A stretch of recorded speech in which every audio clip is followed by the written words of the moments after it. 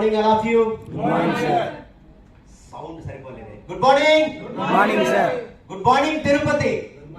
మండాలి. వంట కావాలంటే మంట మండాలి. అంటే మనలో ట్రాన్స్ఫార్మేషన్ జరగాలంటే డెఫినెట్ గా మనల్ని మనం మండించుకోవాలి.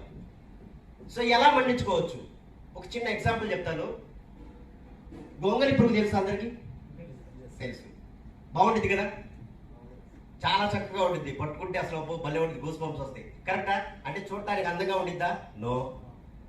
సరే, పట్టుకోవడానికి బాగా స్మూత్గా ఉండిద్దా? నో. అసలు అందహీనంగా ఉండిద్ది. ఎలా ఉండిద్ది అంటే దాన్ని చూస్తే అందరూ చేదరించుకుంటారు. అటువంటి గొంగలి పురుగు ఒక నిర్ణయం తీసుకుంటుంది. ఇదా నా బ్రతుకు, నేను ఇలా ఉన్నాను, జనం ఎవరు నన్ను ఇష్టపడలేదు, నాకు చేత కావట్లేదు, నేనేం చేయలేకపోతున్నాను అనే ఆలోచనతో నేనేదైనా చేయాలి, నన్ను నేను ట్రాన్స్ఫార్మ్ చేసుకోవాలి అనే ఆలోచనతో అది చెట్టు ఎక్కి చిన్నగా పాకుంటూ పైకి వెళ్ళి ఒక చోట గూడు కట్టుకునేది. గూడు కట్టుకునేటువంటి సందర్భంలో లోపలికి వెళ్ళి యజ్ఞం చేసిందో, పూజలు చేసిందో, ప్రార్థన చేసిందో వీ డోంట్ నో. బట్ ఆ గూట్లో నుంచి బయటకు వచ్చింది, తన వింగ్స్ ని స్ప్రెడ్ చేస్తూ గొంగలి పురుగు ఎలా మారుతుంది?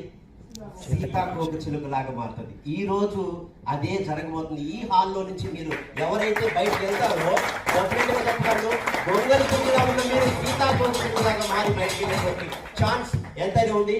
Take a right decision and do good. Thank you so much.